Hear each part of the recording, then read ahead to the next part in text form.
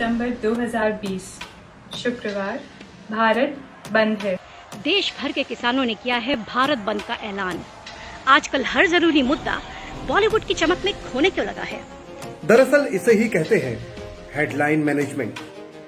क्यों सड़क पर है देश भर के किसान? क्या आप ये जानना नहीं चाहते? जानना चाहते भी हों तो मेन स्ट्रीम मीडिया और न्यूज चैनल्स आपको ये खबर दिखलाएंगे नहीं, क्योंकि समाचार चैनलों के सेलिब्रिटी पत्रकार रिपोर्टर्स पीछा करेंगे दीपिका पादुकोण का और बॉलीवुड के सितारों का। तो आप तक कैसे पहुंचेगी किसानों के भारत बंद की खबर? मेरे दादा एक किसान थे। मेरे पिता एक किसान हैं। मेरे कई रिश्तेदार किसान हैं। देश का हर किसान मेरा रिश्तेदार है। इसलिए क्या हुआ अगर मेन स्ट्रीम मीडिया नहीं दिखाएगा आपको किसानों की, उनके आंदोलन की, भारत बंद की खबर?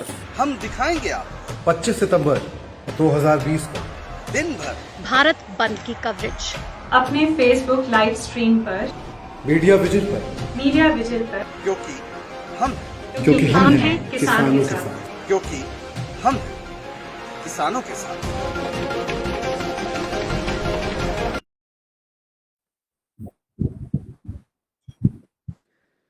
रोटी। एक आदमी रोटी बेलता है, एक आदमी रोटी खाता है, एक तीसरा आदमी भी है जो ना रोटी बेलता है और जो ना रोटी खाता है। वह सिर्फ रोटी से खेलता है। हम पूछते हैं, ये तीसरा आदमी कौन है? ये देश की संसद कौन है? धूमिल की इन पंक्तियों से हम आज का शो सर से समाज आपके सामने लेकर आ रहे हैं। हम सुबह से आज जो किसान आंदोलन हो रहे हैं देश के हर इलाके में, हर क्षेत्र में, हर राज्य में, उनकी तस्वीरें, उनके वीडियोस आपके सामने तक लेके आए हैं। हम लोगों ने वहाँ की जो लीडर्स हैं उनसे उनकी बातें आपको सुनाई हैं। भले वो एक बहुत ही कोना हो, कहीं वाराणसी का या फिर कहीं अहमदाबाद के पौष इलाके से, हमने आपको सारी बातें सुनाई हैं।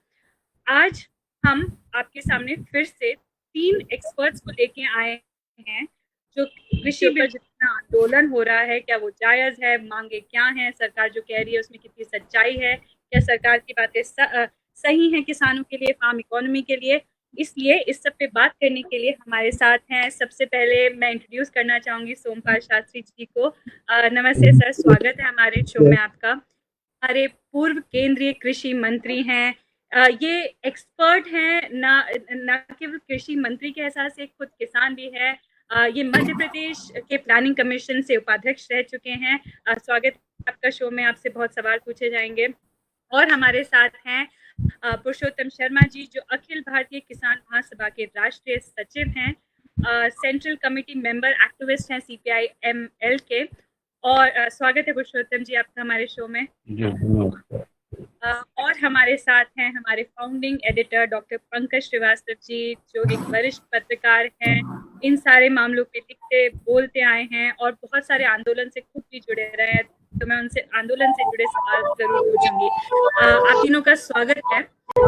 मैं सबसे पहले सवाल लेके आना चाहूंगी सोमपाल शास्त्री जी आपके पास जी। 1970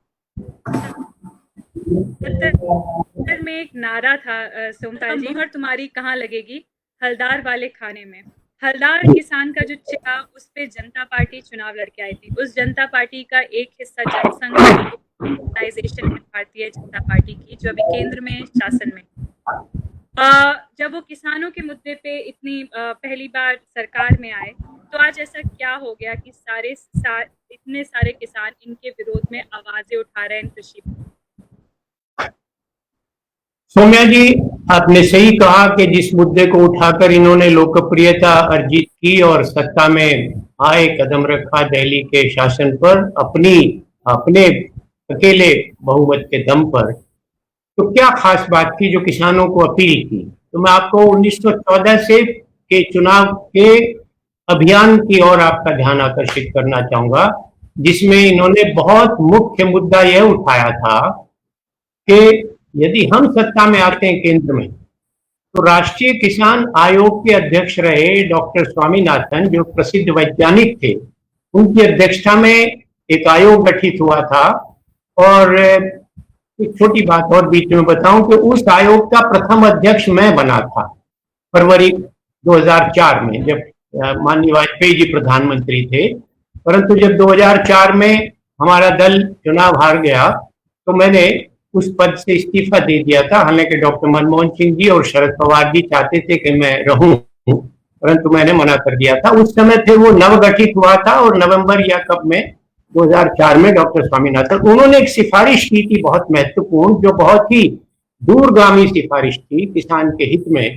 तो लागत का जो स्तर है खेती का, उसके विवरण में मैं नहीं जाऊंगा, समय लग जाएगा, वो सब समझते हैं उसको।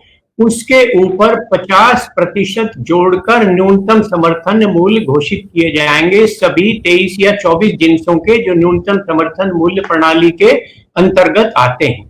और यह मूल्य प्रणाली 1966 में भारत में शुरू हुई थी।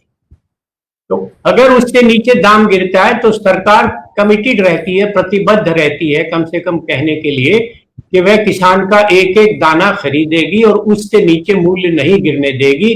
वह कितना सफलता से संचालित हुआ, किन किन क्षेत्रों में हुआ, किन जिन्सों के लिए उपलब्ध रहा, इस विवरण में अब नहीं जाएंगे। तो इन्होंने वो वादा बहुत जबरदस्त किया था और साथ में ये भी वादा किया था कि हम किसानों की आय बढ़ाएंगे, और कुछ दिन बाद ये कहना शुरू कर दिया कि 2022 तक हम आय दोगुनी कर देंगे। अब उन दोनों मुद्दों पर, कसौटी पर कसकर देखते हैं कि यह सरकार और यह दल और हमारे प्रधानमंत्री महोदय कितने खरे उतरे। 4 वर्ष तक, 4.5 वर्ष तक उन्होंने उस सिफारिश को छेड़ा नहीं। जब 2019 का चुनाव निकट आया तो उस सिफारिश को निकालकर इन्होंने उसके ऊपर लागत के ऊपर 50% जोड़कर मूल्य घोषित करके ये दावा ठोक दिया कि हमने स्वामीनाथन कमीशन की सिफारिश को लागू कर दिया, क्रियान्वित कर दिया। परंतु आपको ध्यान होगा कि इन्होंने उसकी मूल परिभाषा को बदल दिया। C2 लागत के बजाय A2 + FL पर 50% जोड़ दिया, और ये किसानों को ऐसा लगा कि बहुत बड़ा धोखा हो गया हमारे साथ, हमने तो इतनी आशा से किया था। पहले तो 4 वर्ष तक इन्होंने कुछ किया नहीं, और अब आकर किया तो उसकी परिभाषा बदलकर और एक खुला सार्वजनिक रूप से हमको एक और धोखा दे दिया। दूसरी बात, 2013 में मैंने अपने खेत के ऊपर 1121 और 1509 2 किस्में होती हैं चावल की, बासमती की, जिसका निर्यात होता है भारत से बड़ी भारी मात्रा में। इस वर्ष भी इसी एक तिमाही में 8000 से ऊपर करोड़ रुपए का निर्यात हो चुका है। तो मुझे उसका 4800 दाम मिला था। 14 में घटकर वो हो गया 3500, फिर 15 में घटकर हो गया 2800, 16 में घटकर हो गया 2400, 17 में रह गया 2200, और 1509 जो था वो 3500 की अपेक्षा 1300 तक चला गया, यानी जो कोर्स ग्रेन था उससे भी कम पे चला गया। और उससे बढ़ते बढ़ते गत वर्ष 2019 में वो 32-3300 पर पहुंचा था, और इस साल फिर ये अनुमान है कि शायद वो 3000 से नीचे रहेगा। ऐसी बहुत सी चीजों का हुआ है। कहने का अर्थ यह है कि अगर इन्फ्लेशन के कंपोनेंट को, मुद्रास्फीति के भाग को हम उसमें उसका हिसाब लगाएं तो किसान की आमदनी मोटे तौर पर, जितना मैंने अर्थशास्त्र समझा है, 2014 से लेकर अब तक 25 से 30% शुद्ध रूप से कम हुई है। तो इन दोनों बातों को देखकर किसानों के मन में ये आशंका है कि इन्होंने हमारे साथ इतना ढोल पीटने के बाद इन 2 सिफारिशों का ये किया। और जहां तक इन वर्तमान सिफारिशों का सवाल है, ये कोई नई नहीं है। मैं आपको बताना चाहता हूं कि इस संबंध में श्री विश्वनाथ प्रताप सिंह जी के प्रधानमंत्रित्व में, और जब चौधरी देवीलाल जी कृषि मंत्री और उप प्रधानमंत्री थे, एक समिति नियुक्त हुई थी भानु प्रताप सिंह जी की अध्यक्षता में, जिसका सुझाव मैंने दिया था। और दूसरी समिति बनी थी श्री शरद जोशी की, जो शेतकारी संगठन के महाराष्ट्र के बहुत बड़े नेता थे। उन दोनों समितियों ने ये तीनों सिफारिशें की थी। मेरे पास वो रिपोर्ट मौजूद है, जिसकी प्रति मैं आपको दिखा भी चुका हूं, ये रखी है। High powered committee headed by Bhanu Pratap Singh, इसकी 51 नंबर सिफारिश जो है वो इससे संबंधित है। That government should do away with all the controls on purchase, storage, movement, processing, export and trading, सब खत्म कर देनी चाहिए। तब से हम लगातार ये बात कर रहे थे कि इनको समाप्त करें, क्योंकि जो मंडी समिति की व्यवस्था थी उसमें तो ये था कि न्यूनतम समर्थन मूल्य जो था वो अधिकतम मूल्य हो गया। क्योंकि बाजार में लगातार 1990 के दशक के बाद कृषि जिनसे जो है आवश्यकता से अधिक होती चली गई। ये जो हमने उपाय किए थे ये उस युग के थे जिस समय भारत को खाद्यान्न के जबरदस्त अभाव से जूझना पड़ा था, कम से कम 4 दशक तक। और जब हम सरप्लस हो गए लगातार बाजार में, कमोडिटी प्राइसेस का ये बिहेवियर भारत में नहीं है, पूरे विश्व में है। और विश्व का कौन देश नहीं, अमेरिका और यूरोप जैसे ठेठ पूंजीपति देश भी किसान की जो सहायता करते हैं, अगर आप उसे जानेंगे तो आश्चर्य होगा। तो मैं केवल इतना कहना चाहता था कि न्यूनतम समर्थन मूल्य प्रणाली को बाहर फेंकने की मंशा तो नहीं है सरकार की, ऐसी आशंका है। और मुझे भी ये आशंका है क्योंकि मैं भारत सरकार के नीति निर्धारण के उच्चतम स्तर पर कृषि मंत्री के तौर पर भी और भारतीय योजना आयोग का 5 वर्ष सदस्य रहकर, वे भारतीय आयोग का और ये जो आपने आयोग बताया स्वामीनाथन वाला उसका अध्यक्ष होने के नाते अर्थशास्त्री तथा कथित आधुनिक मैक्रो इकोनॉमिस्ट प्राय ये कहते रहते हैं कि ये बड़ा भारी वित्तीय बोझ है भारत सरकार के ऊपर और इसको समाप्त कर देना चाहिए, जिससे वित्तीय घाटा कम हो जाएगा और ये संसाधन हम आधारभूत ढांचे में संरचना में लगा सकेंगे, उससे देश की अर्थ की प्रगति होगी। इसको बाजार के सहारे छोड़ देना चाहिए, ये चिंतन है। इसलिए हमें आशंका यह है कि ये तीनों कदम लाभकारी तो हो सकते हैं, बशर्ते के पुरानी व्यवस्था को न केवल बरकरार रखा जाए उसी स्वरूप में, बल्कि उसको वैधानिक आधार दिया जाए। इसका मैं विवरण बाद में दूंगा। तो ये मेरा उत्तर है आपकी बात जी। शुक्रिया सोमपाल जी। पुरुषोत्तम जी, मैं सोमपाल जी ने जो अभी बात कही उसी को एक्सटेंड करके आपके पास अगला सवाल लेके आना चाहती हूँ। सोमपाल जी ने 2 बातें कही जो प्रमुख, उन्होंने कहा कि एमएसपी जो पिछले खुद किसान होते हुए उन्होंने एक्सपीरियंस किया कि पिछले कुछ सालों में लगातार उन्होंने प्राइस कम होते हुए देखा है, जिससे किसानों की आमदनी शायद रिलेटिवली कम हुई है, इनफैक्ट 25 से 30% तो उन्होंने बात कही। और दूसरी उन्होंने बात कही कि जो एमएसपी फॉर्मूला इम्प्लीमेंट करना था एम एस स्वामीनाथन कमेटी के अकॉर्डिंग, उन्होंने C2 की बजाय A2+FL यूज किया। उसका मैं एग्जाम्पल था कि शायद धान की प्राइस 2018-19 में C2 पे अगर 50% लगाते तो 2340 होते, पर सरकार ने जो लगाया वो 1750 था, which is a difference of 590 rupees. तो मैं पुरुषोत्तम जी आपसे पूछना चाहती हूँ, तो ये तो हुई एमएसपी की बात, मुझे बताइए कि क्यों किसान मंडियों को लेकर इतना चिंता में? सरकार ने तो नहीं कहा है कि हम एपीएमसी मंडियां हटाने वाले हैं, वो तो कह रहे हैं कि एपीएमसी भी रहेगा। और क्यों किसानों को ऐसा लग रहा है कि ये बहुत ज्यादा पूंजीवादी बिल है? ऐसा तो क्यों लगता है कि ऐसा कह रहे हैं? ऐसा है कि अभी माननीय सोमपाल जी ने जो बातें रखी हैं तो उससे ये बात तो आपको समझ में आ ही रही होगी कि किसानों के इशूज को लेकर के और हमारे देश के अंदर जो कृषि में जो आया संकट है और जो समस्याएं हैं, इसको लेकर के भारत के शासक वर्ग का जो पूरा शासक वर्ग है, उस शासक वर्ग का कमोवेश जो है एक ही दृष्टिकोण है, तो इसमें बुनियादी अंतर नहीं है। अभी जो किसान आंदोलन हो रहा है, इस किसान आंदोलन के समर्थन में कांग्रेस भी हमको दिख रही है, अकाली दल भी दिख रहा है, दूसरे ऐसे दल भी दिख रहे हैं, कांग्रेस भी दिख रही है। लेकिन नीतिगत सवालों पर अगर कहें तो कोई बुनियादी मतभेद जो है वो भारतीय जनता पार्टी और इन पार्टियों के बीच जो है नीतिगत सवालों पर बुनियादी मतभेद नहीं है। थोड़ा अगर मगर है, लेकिन बुनियादी कोई मतभेद नहीं है और एक कॉमन समझ जो है सबके बीच है।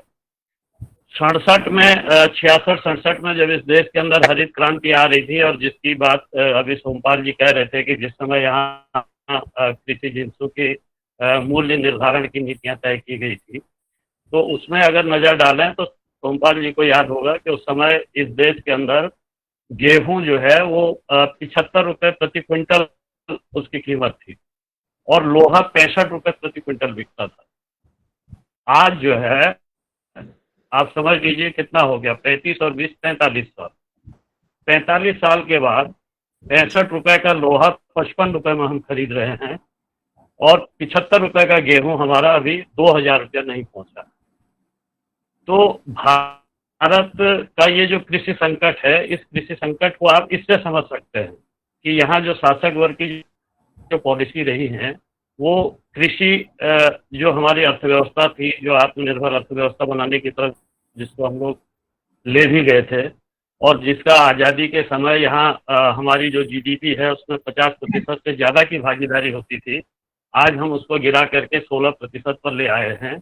लेकिन बावजूद इसके जब बड़ा आर्थिक संकट आ रहा है दुनिया के ऊपर, देश के ऊपर, जब देश आज जो है -24 के करीब जो है हमारी जीडीपी चली गई है जी, तो ये कृषि क्षेत्र ही है जो आज भी जो है हमारी अर्थव्यवस्था को कुछ बल दिया हुआ है, और जो हमारी आबादी के बड़े हिस्से को इस संकट के समय जो है वो सरकार के सामने रोटी के लिए खड़ा नहीं करता। तो ये कृषि क्षेत्र ही हमारा है, तो इसको समझना होगा। और इसलिए आप देखें कि तब से लेकर के और आज जो मोदी जी के 3 बिल हैं, ये सारी नीतियां जो हैं ये कंपनियों के लिए हैं, ये पूंजीपतियों के लिए है, ये कॉरपोरेट के लिए है। नीतियां कभी किसान के लिए इस देश में बनी ही नहीं है, क्योंकि किसान पक्षीय ताकतें अभी तक जो है, मजदूर पक्षीय किसान पक्षीय ताकतें अभी तक इस देश के अंदर नीति निर्धारण की जगहों में पहुंची ही नहीं है। तो अभी ये जो आंदोलन है, देखिए इस आंदोलन को अभी पूरी बहस को जो शासक वर्ग है और खास करके जो सत्ताधारी पार्टी है वो इस दिशा में बताना चाह रही है कि भाई ये तो किसानों के अंदर भ्रम फैलाया जा रहा है, जो है मंडी सिस्टम खत्म नहीं होने जा रहा है, जो न्यूनतम समर्थन मूल्य का जो मामला है वो खत्म नहीं होने जा रहा है, और इसको जल्दबाजी में 1 महीना पहले उन्होंने जो है जो घोषित करना था रबी फसल का वो कर दिया। तो बात ये नहीं है, अभी जो आंदोलन आज जो आंदोलन हो रहा है, इससे पहले हम लोग लड़ रहे थे कि भाई स्वामीनाथन आयोग की सिफारिशों के अनुसार C2+ के साथ जो है हमारा 50% जोड़ करके फसलों का मूल्य दिया जाए, किसानों की कर्ज माफी की जाए, और इससे जो है ताकि किसान घाटे की खेती से उभरे। लेकिन आज जो लड़ाई है, आज अब लड़ाई ये न्यूनतम समर्थन मूल्य से बहुत आगे जा चुकी है। इसको न्यूनतम समर्थन मूल्य के आसपास जो घुमाने की केंद्र सरकार की साजिशें हैं, कोशिशें हैं, इसको किसान जो है दरकिनार करेगा। इसलिए कि अभी ये जो 3 बिल आए हैं, ये 3 बिल एक दूसरे से जुड़े हुए हैं, और इन 3 बिलों का जो जुड़ाव है वो ये है कि हमारी जो खेती है, खेती का जो उत्पादन है, कॉन्ट्रैक्ट फार्मिंग के जरिए हमारे उत्पादन पर जो है पूरी तरीके से कॉरपोरेट का नियंत्रण करने की कोशिशें हो रही हैं कि वह जितनी जमीनें कॉरपोरेट पूंजी खरीद सके खरीदे, और जो किसान ना खरीदे वो जो है कॉन्ट्रैक्ट पर जो है खेती कॉरपोरेट को दे दे। तो एक तो ये जो कॉन्ट्रैक्ट खेती के जरिए हमारी पूरी खेती को, और आज अगर आप पूरे भारत की तस्वीर को देखें, खुद सोमपाल जी जिस इलाके के रहने वाले हैं, मैं खुद पश्चिमी उत्तर प्रदेश की तरफ भी जाता हूँ, बिहार जाता हूँ, बंगाल जाता हूँ, साउथ जाता हूँ, पूरे उत्तर भारत में घूमता हूँ गाँव में। आज हमारी लगभग जो है 50 से 60% खेती हम बटाई में ही दिए हुए हैं, बटाई में हो रही है, ठेके में हो रही है। लेकिन आज वो बटाईदार और ठेकेदार कौन है?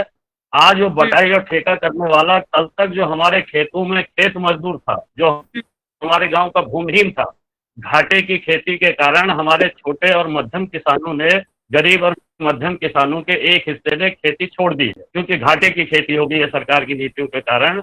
और जब उन्होंने छोड़ी है तो ये गरीब किसान उसको लिया है। तो ये जो है गरीब किसान। जी पुरुषोत्तम जी, मैं आपके पास यही सवाल लेके वापस आऊंगी। मैं एक बार, क्योंकि आपने अभी ये बात कही कि ये सारी नीतियां यूजुअली हमेशा पूंजीपतियों के लिए रहती है, किसानों के लिए तो कभी नीतियां रहती ही नहीं है, पॉलिसी। मैं इसी चीज को एक बार, पंकज जी, क्योंकि आप लगातार इस पे आर्टिकल्स लिख रहे हैं पिछले कुछ दिनों से, तो मैं जानना चाहती थी कि इस बार स्पेसिफिकली ये अंबानी और अडानी का नाम क्यों लिया जा रहा है? स्पेसिफिकली ऐसा क्या है नीतियों में जो लोग बोल रहे हैं कि ये डायरेक्ट सिर्फ उन दोनों को बेनिफिट करने के लिए, उन दोनों कॉर्पोरेट हाउसेस को? देखिए, ये आशंका नहीं है बल्कि ये हकीकत है। हमने देखा है कि अगर ये कहा जा रहा है कि आड़ती बीज से हटेंगे और किसान कहीं भी बेच सकेगा, तो ऐसा तो नहीं है कि किसान मान लीजिए बागपत के किसी गांव में है और मुंबई में ज्यादा मूल्य है तो वहां से वो गाड़ी में लादेगा और जाके वहां बेचेगा, क्योंकि इतना उसके पास उसकी लागत तो और बढ़ जाएगी। जाहिर है कोई और आड़ती होगा, तो वो आड़ती कौन है? कोई तो है जो लेगा, व्यापारी और उसके बीच में, या वो खुद व्यापारी होगा। तो हम दो चीज देख रहे हैं। पिछले दिनों सीधे सीधे जो इस देश के सबसे बड़े उद्योगपति कह लीजिए, पूंजीपति कह लीजिए, या क्रोनी कैपिटलिस्ट भी बहुत लोग कहते हैं, मुकेश अंबानी, जो रासायनिक पूरे इंडस्ट्री में थे, केमिकल इंडस्ट्री में थे, और भी बड़े बड़े उनके प्रोजेक्ट और टेलीकॉम में थे, वो देख रहे हैं कि वो बिग बाजार भी खरीद रहे हैं, जहां दाल चावल और तेल और साबुन बिक रहा है वो भी वो खरीद रहे हैं। और दूसरी तरफ आप देख रहे हैं कि अडानी जो है वो बड़े बड़े स्टोरेज प्लांट लगा रहे हैं, इतने बड़े लगा रहे हैं जिसकी हम कल्पना भी नहीं कर सकते हैं। तो इस वजह से सीधी सी बात यह है कि ये जो बड़े पूंजीपति हैं, उनके लोग जो शायद वही स्थानीय लोग ही हो, दबंग हो, वो उनके लिए काम करेंगे, और आरटीओ का एक नया स्वरूप हमारे सामने होगा जो किसान से वो खरीदेगा। और धीरे धीरे जब हम जानते हैं कि जो एकाधिकार होता है चीजों में, तो फिर वो पूंजी सीधे सीधे वो दाम पर नियंत्रण करने की दिशा में बढ़ता है। और ये हम बहुत सी चीजों में ये अनुभव है, और डिमांड और सप्लाई का जो अर्थशास्त्र का सीधा सिद्धांत है, उससे चीजें तय होती है, इसमें कोई बड़ी बात नहीं है। असली सवाल किसानों का क्या है? अब ये देखें, अभी जैसा पुरुषोत्तम जी ने कहा कि अब खेती एक बड़ी मुश्किल चीज हो गई है, और हम ये भी देख रहे हैं कि जोतें बहुत छोटी होती जा रही हैं। और दूसरा ये कि अब खेती पर जो लोग, जिनके खेत हैं, वो कम है जो काम कर रहे हैं। ज्यादातर लोग, सोमपाल जी जरूर किसान हैं, लेकिन वो गुड़गांव में रहते हैं, उनके जमीन पर कोई होगा जो वहां पर काम कर रहा हो। अब ऐसा नहीं है कि जमीन जोतने वाले की आजादी के बाद जो नारा चला था, या भूमि सुधारों का जो प्रश्न उठा था, उसको तो हल किया नहीं किया इस देश में। तो उसका सीधा संबंध इस देश के एक बड़ी भूमिहीन गरीब मजदूरों और भूमिहीन किसानों से है, जो दरअसल सचमुच अपना पसीना बहाते हैं, धरती का सीना फाड़ते हैं, और तब अन्न उगाते हैं, और इस देश को आत्मनिर्भर उन्होंने बनाया और बड़े संकट में बनाया। बिल्कुल ठीक बात कही पुरुषोत्तम जी ने कि जो शासक वर्ग है, ये कोई भी जानकर आश्चर्य पे पड़ सकता है कि ये वीपी सिंह के समय की सिफारिशें और कुछ अगर मगर के साथ सोमपाल जी कह रहे हैं कि अगर वो हो जाए तो अच्छा है, यानी वीपी सिंह हो, नरसिम्हा राव हो, मनमोहन सिंह हो, या मोदी हो। मोदी थोड़ा सा और उसको ब्लंटली लाठी डंडा मार के कर रहे हैं, और बाकी लोग थोड़ा सा लोगों से बातचीत करके करना चाहते हैं, क्योंकि जो पूरा हमारा इस समय का जो पूरा कहा जाए जो निजाम है, या जो जिस पर शासक वर्गों को भरोसा है, जिस अर्थतंत्र पर, वो यही न्यू लिबरल इकोनॉमी है। उसे लगता है कि इसके अलावा कोई विकल्प है नहीं, तो सब मिलजुल कर एक दिशा में जा रहे हैं। लेकिन दूसरी ओर किसानों का जो असंतोष है वो एक टिपिकल वर्गीय आक्रोश में बदल रहा है, क्योंकि देखिए 250 किसान संगठन है जो आज हड़ताल में शामिल है। 250 किसान संगठनों ने एक साझा मोर्चा बनाया है। जाहिर है उसमें बड़े किसान भी हैं, उसमें छोटे किसान भी हैं, एक बहुवर्गीय मंच हम उसको कह सकते हैं, जरूर कह सकते हैं।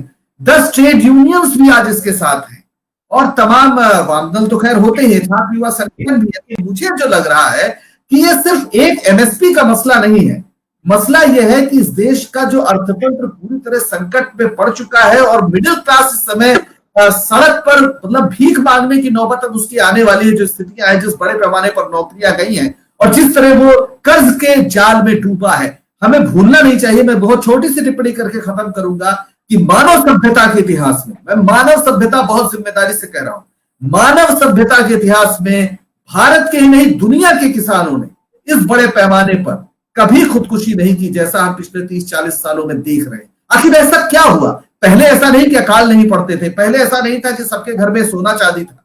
वो कौन सी चीज है जिसने इस देश के किसानों का आत्मबल, आत्मविश्वास इस कदर तोड़ा है कि लाखों की तादाद में वो सुसाइड कर रहे हैं? और ये शायद ये जो शौक है, ये शक्ति बनने की ओर अगर बढ़ गया, तो मुझे लगता है कि इस सरकार को थोड़ी बड़ी चिंता करनी चाहिए, सिर्फ बीजेपी सरकार को नहीं, बल्कि उन सबको जो नियो लिबरल इकोनॉमी को ही अंतिम सत्य मान रहे हैं। जी,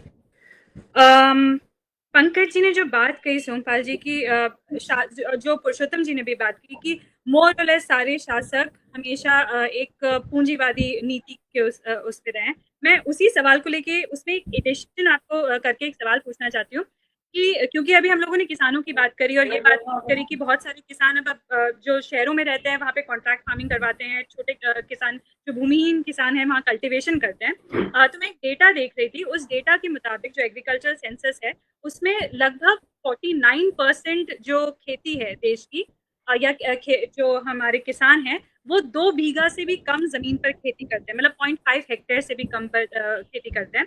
और यूजुअली 1.5 हेक्टेयर की आप ज्यादा बेहतर बता पाएंगे सोमपाल जी, की शायद 2 बीघा पे 1 से 2 टन की उपज होती है। मैं गलत हो सकती हूँ, मुझे करेक्ट कीजिएगा। जो 1 से 2 टन की उपज वाले किसान हैं, जो हमारे सारे किसानों के 50% हिस्सा बनाते हैं, क्या उनके लिए ये एकदम नेगोशिएशन पावर या उनका जो मोल भाव जो अपने हकों पे या अपनी शर्तों पे अपनी फसल का जो दाम ले सकते थे, क्या कहीं ये इसको बिल्कुल खत्म नहीं कर रहा है जो बिल आए हैं? जी, एक तो जो पुरुषोत्तम जी ने बात कही, मैं उनसे 100% सहमत हूं कि सरकारों के दल और रंग बदलते रहे हैं, नीतियों का रंग नहीं बदला। ये बात मान्य है कि आज की तारीख में भी करीब 60% से ऊपर जनसंख्या खेती पर आधारित है। 50% के करीब सीधा रोजगार खेती देती है, 16% में योगदान करती है। गांव का आदमी 90% हमारे सैनिक और अर्धसैनिक बलों में के लिए जो पर्सनल की जो कर्मियों की जरूरत पड़ती है वह सप्लाई करता है। और करीब एक और बड़ी मजे की बात है कि सारे ग्रामीण बैंकों का CD ratio, credit deposit ratio 30% है, जिसका सीधी भाषा में अर्थ यह है कि ग्रामीण लोगों द्वारा बैंकों में जमा की गई राशि का केवल 30% ऋण दिया जाता है। गांव में 70% जो है वित्त गांव से लेकर बैंक दूसरे घटकों का वित्त पोषण करते हैं और 14% उसका निर्यात में योगदान है। ये सब होते हुए भी को क्यों नीचा करके देखा जाता है, उसकी अनदेखी क्यों की जाती है? तो सरकारें कोई भी रही हो, मैं भी इस बात में अपनी आवाज मिलाना चाहता हूं पुरुषोत्तम जी के साथ कि सारा नीति निर्धारण कॉर्पोरेट सेक्टर के लिए होता है। और आप आश्चर्य करेंगे कि कॉर्पोरेट सेक्टर भारत के श्रमिकों का, पूरे श्रम बल का केवल 2% रोजगार प्रदान करता है, केवल 2%। उनके लिए सारी नीतियां बनती हैं। और ये थोड़ा सा मैं आपको जरूर कहना चाहता हूं कि वीपी सिंह सरकार ने इस दिशा में एक बहुत ईमानदार प्रयास किया था। जितने सहयोगी दल थे उनके सब में, उसमें कम्युनिस्ट पार्टी भी हमारे साथ सम्मिलित थी। उस समय दोनों कम्युनिस्ट पार्टियां, मैं तो उनके साथ सतत संपर्क में रहता था। तो ये कोशिश की थी कि किसानी को एक स्थायी स्तर, उसकी अर्थव्यवस्था को कुछ स्थायित्व और कुछ मजबूती प्रदान की जाए। और ये एक वैकल्पिक रूप में उसके बाजार को खोलने के लिए, क्योंकि हमारे पास लगातार सरप्लस प्रोड्यूस हो रहा था और ये यही नहीं है, पूरे विश्व में है। अमेरिका में $810 बिलियन, जिसको हम पूंजीपति कहकर गाली देते हैं, जहां का केवल 2% आदमी खेती में लगा है, वो भी $810 बिलियन प्रति वर्ष सब्सिडी देता है खेती को। यूरोप के आप किसी देश को देखिए, स्विट्जरलैंड का 2017 का व्यक्तिगत आंकड़ा मेरे पास है, उनके कृषि मंत्रालय में जाकर मैंने देखा, 2993 यूरो प्रति हेक्टेयर, जिसका भारतीय रुपए में मूल्य बैठता है 90,000 रुपया प्रति एकड़। वो किसान को सिर्फ वजीफा देता है खेती में रखने के लिए और उसे अपना उत्पाद बेचने की छूट है।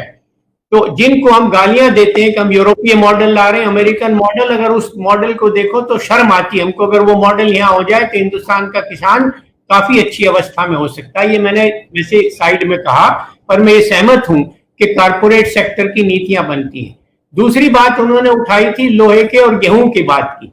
ये उदाहरण के तौर पे बहुत सटीक बात उन्हें कही है। अर्थशास्त्र की भाषा में इसे टर्म्स ऑफ ट्रेड कहते हैं, व्यापारिक दरें यानी सापेक्ष मूल्य, जो किसान अपने उत्पाद का प्राप्त करता है और उपभोक्ता के रूप में खेती के काम आने वाली वस्तुओं को या घर में काम आने वाली वस्तुओं के जो दाम देता है। तो अगर 1970-71 को आधार वर्ष माने, 47-48 को छोड़ दीजिए, 51-52 से करें तो और भी करेक्शन करनी पड़ेगी, तो जो ग्रामीण किसान का जो प्रति व्यक्ति आय थी उसमें उस समय एक और दूसरे जो व्यवसायों में लोग लगे थे उनकी आय में 1 और 2.5 का अंतर था। यह अंतर अब 1 और 16 का हो चुका है। तो ये जो सटलिटी ऑफ प्राइस मैकेनिज्म थी, लगातार खेती के मूल्यों को दबा कर रखने से और दूसरे मूल्य लगातार बढ़ने से, तो ये जो दोनों कर्व हैं अगर आप उनको देखें तो अगर खेती के दाम का कर्व यूं गया है तो दूसरी वस्तुओं का यूं गया है और ये गैप बढ़ता गया है। और उस प्राइस मैकेनिज्म के माध्यम से बहुत बड़ी राशियां, अरबों खरबों रुपए की ग्रामीण क्षेत्र से दूसरे लोगों की जेब चली गई है। तो इसी से ये आशंका पैदा होती है कि कहीं ऐसा तो नहीं है कि जो कुछ भी इनको आश्वासन था न्यूनतम समर्थन मूल्य के रूप में और नियमित मंडियों के रूप में, मंडी की बात भी आपको बताऊं, ये कोई नई अवधारणा नहीं है। भारत में तो ये 1953-54 से लेकर 1958 के बीच सभी राज्यों ने कानून बनाया, यानी 50 के दशक के मध्य से लेकर अंत तक। परंतु इसका सबसे पहला काम हुआ था पंजाब में, संयुक्त पंजाब में, स्वतंत्रता से पहले। जो पाकिस्तान में पंजाब है, भारत में पंजाब है, हरियाणा, हिमाचल, और वहां उस समय रेवेन्यू और कृषि के मंत्री करते थे चौधरी छोटू राम, उनकी पहल पर पहली बार विधान बना था नियमित मंडी सेटअप करने का, क्योंकि खरीदते समय भी व्यापारी शोषण करता था किसान का और बेचते समय जमाखोरी और मुनाफाखोरी के माध्यम से शोषण करता था उपभोक्ता का। तो 1965 में जो खाद्य निगम की स्थापना हुई, डॉक्टर पंजाब राव देशमुख का वो वक्तव्य मुझे संसद के पटल का याद है। उन्होंने कहा था कि हम इन दोनों उद्देश्य से कर रहे हैं, एक तरफ तो एक न्यूनतम सीमा रखेंगे, किसान को उससे कम पर दाम नहीं मिले ये सुनिश्चित करेंगे, और दूसरा लगातार पूरे वर्ष वाजिब मूल्यों के ऊपर गरीब उपभोक्ता को खाद्यान्न मिलते रहे यह सुनिश्चित करेंगे। तो ये 1966 में हुआ था। बाद में 1986 में वीपी सिंह जब वित्त मंत्री थे श्री राजीव गांधी के मंत्रिमंडल में, उस समय इसे 22 जिन्सों पर किया गया था, अब ये 24 या 25 के ऊपर उपलब्ध है। तो उसकी ये बड़ी कहानी है। अगर इसको समाप्त किया गया तो किसानी और किसान का सत्यानाश अवश्यम भावी है, क्योंकि हम वहीं वापस 1937 में लौट जाएंगे जहां पूंजीपति उत्पादक का भी शोषण करता था और उपभोक्ता का भी शोषण करता था। परंतु इन दोनों व्यवस्थाओं को बनाए रखना अगर संभव है और होना चाहिए, बल्कि मैं तो इससे एक कदम और आगे जाता हूं सौम्या जी, मेरा तो ये कहना और ये मांग भी सतत रही है। भानु प्रताप कमेटी जिसका मैंने चर्चा किया, उसकी 271 क्लॉज पढ़ी, उसमें हमने लिखा था कि national commission on agriculture cost and pricing, जिसको CACP कहते हैं, commission on agriculture cost and price, उसका नाम तो कमीशन रखा है, उससे भ्रम होता है कोई स्वायत्तशासी कमीशन है, परंतु वो कृषि मंत्रालय का एक विभाग मात्र है और संयुक्त सचिव ज्वाइंट सेक्रेटरी स्तर का आदमी उसका अध्यक्ष होता है। सरकार के ऊपर उसकी सिफारिशें केवल सिफारिश होती है, परामर्श लागू नहीं होती। तो हमारी ये मांग रही है कि उसको कमीशन को स्वायत्तशासी संवैधानिक देकर उसकी सिफारिशों को सरकार के ऊपर बाध्य माना जाए और न्यूनतम समर्थन मूल्य को किसान का वैधानिक अधिकार दिया जाए, तब तो ये सुधार काम करेंगे, नहीं तो ये सुधार किसान के हित के सर्वथा विपरीत जाकर किसानी और उसकी अर्थव्यवस्था का सत्यानाश करेंगे। जी पुरुषोत्तम जी, सोमपाल जी ने अभी आपसे अग्री करते हुए, आपसे सहमत होते हुए बोला कि सारी सरकारें कहीं ना कहीं कॉर्पोरेट के पक्ष में नीतियां रखती हैं। सौम्या जी, एक मिनट, आप क्योंकि उनसे पूछ रही हैं, मैं स्पष्ट कर दूं, किसी भी वस्तु के मूल्य निर्धारण में दो आधारभूत मान्यताएं रहती हैं। एक तो उसकी लागत और जो उसकी अपनी मजदूरी है वो मिले, जिससे आजकल न्यूनतम समर्थन मूल्य तय होता है। दूसरा जो मैंने टर्म्स ऑफ ट्रेड कही है, तो टर्म्स ऑफ ट्रेड भी जो है वो जो बात इन्होंने लोहे के संदर्भ में कही थी, तो पूरे सारे वस्तु विनिमय का अगर आप देखें तो पूरी तरह से किसान के विपरीत रही है टर्म्स ऑफ ट्रेड। जो सापेक्ष मूल्य वो किसान के सदा दबे हुए रहे। अगर उनको करेक्ट करें तो आज गेहूं का भाव 3,000 रुपए से कम नहीं होना चाहिए। मेरे पास उसके आंकड़े, उसमें समय लग जाएगा, अब उस विवरण में मैं नहीं जाऊंगा। आप बताएं। 3,000 प्रति क्विंटल आप कह रहे हैं ना? जी हाँ पुरुषोत्तम जी, क्योंकि आप किसान आंदोलन से जुड़े हैं, आपने मूवमेंट देखे हैं। 3 साल पहले मंदसौर में किसानों पर फायरिंग कर दी गई थी और 6 किसानों पुलिस ने बहुत निर्ममता से वो किया था। उस टाइम भी किसान वाजिब दाम मांग रहे थे।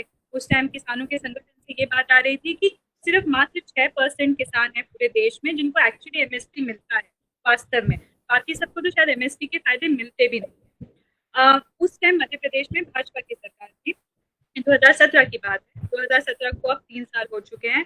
जिन पुलिस कर्मियों ने उन पे फायरिंग करी, उन सबको बाइज्जत बरी कर दिया गया है। मुझे नहीं लगता कोई हल निकला है उसका। तो आज जो ये किसान संगठन अपनी उम्मीदों के साथ सड़क पर उतरे हैं, आज ऐसा क्या अलग है? और आपको डर नहीं लगता जो मंदसौर में हुआ, कहीं वापस हम उसका कोई रेपिटेशन या उसको दोहराता हुआ ना देखें? नहीं, देखिए, अभी जो आंदोलन है, ये आंदोलन जो है ये असल में किसानों की खेती की और हमारी जो खाद्य सुरक्षा है इसको गुलाम बनाने के लिए जो बिल आए हैं, इसके खिलाफ ये लड़ाई है। इसलिए इस लड़ाई से न्यूनतम समर्थन मूल्य के दायरे में देखना जो है बड़ी भूल हो। जी, और जी बिल्कुल। सरकार और जो शासक वर्ग है कर भी रहा है। जो किसानों का जो बड़ा फार्मर लॉबी है, वो बड़ी फार्मर लॉबी भी जो है इसको न्यूनतम समर्थन मूल्य के इर्द गिर्द कोशिश कर रही है चीजों को देखने की। लेकिन जैसा कि आप लोगों ने खुद भी बताया है कि इस देश के अंदर हमारे जो किसान हैं, ग्रामीण जो आबादी है, उसमें 85% आबादी हमारी ऐसी है जो बहुत कम खेती जोत पर जो है खेती करती है। और किसानों के अलावा लगभग जो है हमारी जो भूमिहीन और खेत मजदूरों की आबादी है, वो भी एक ठीक ठाक संख्या है जो आज बटाईदार हैं, खेत मजदूर हैं। तो सबसे पहले होना क्या है कि ये जो जिसको मैं उस समय बता रहा था कि ये 3 जो बिल हैं ये जुड़े हुए हैं। एक तो हमारे किसान को और हमारी खेती को कॉन्ट्रैक्ट खेती के नाम से ये जो है कॉरपोरेट का और मल्टीनेशनल कंपनियों का गुलाम बना दिया। क्योंकि जब कॉन्ट्रैक्ट पर वो खेती लेंगे तो सबसे पहले क्या होगा, अभी तो जिसको मैंने कहा कि 50-60% खेती हमारी अभी भी बटाई पर और ठेके पर जा रही है। तो अभी तो बटाई और ठेके पर ले रहा है जो गांव का जो अभी तक जो है भूमिहीन था, जो गरीब किसान था, वो अपने पारिवारिक श्रम को लगा करके उस ठेके या बटाई की खेती में अपने गुजारे लायक कर ले रहा है, क्योंकि वो अपना पारिवारिक श्रम लगा रहा है। लेकिन जब बड़े खिलाड़ी आ जाएंगे तो ये जो ठेके पर देने वाले हैं, ये तो लालच में फिर उन बड़े खिलाड़ियों को देंगे। लेकिन वो बड़े खिलाड़ी क्या करेंगे, वो बड़े खिलाड़ी फिर जो है वो मुनाफे की खेती करेंगे। किसान 15 साल से घाटे की खेती कर रहा है, इसलिए घाटे की खेती कर रहा है कि वो जानता है कि उसको अपने परिवार के लिए अन्न चाहिए और देश की इतनी बड़ी आबादी के लिए अन्न चाहिए। 15 साल से देश का किसान घाटे की खेती कर रहा है। 4 लाख से ज्यादा लोगों ने आत्महत्या कर ली, लेकिन किसान ने खेती नहीं छोड़ी। अगर खेती में आएगी तो क्या एक फसल भी वो घाटे की पैदा करेगी? असल में ये सरकार हमारे जो आवश्यक वस्तु हैं, इन आवश्यक वस्तुओं को, जो खाद्यान्न है, खाद्यान्न को भी जो है ये उपभोक्ता वस्तु में तब्दील करना चाहती। ये अभी तक जीवन के लिए आवश्यक वस्तुओं की श्रेणी में है। ये कॉरपोरेट के हाथ में उसके उत्पादन, उसके भंडारण और उसके जो है जो विपणन, ये तीनों चीजें, यानी बाजार भी, भंडारण भी और उसका जो है जो उत्पादन है, ये तीनों को जो है कॉरपोरेट के हाथ में देना चाहते हैं। कॉरपोरेट मुनाफे की खेती करेगा, उसको जिससे मुनाफा होगा वो उसको करेगा। उसको दाल, गेहूं, चावल से मुनाफा नहीं होगा, वो धान पैदा नहीं करेगा, वो गेहूं पैदा नहीं करेगा। वो पागल नहीं है कि वो जो है देश की जनता को खिलाने के लिए करेगा। वो तो कह भी रहे हैं कि भाई ठीक है, अगर फसल की हमको जरूरत होगी तो दुनिया में इतना सस्ता अनाज मिल रहा है, हम आयात कर लेंगे।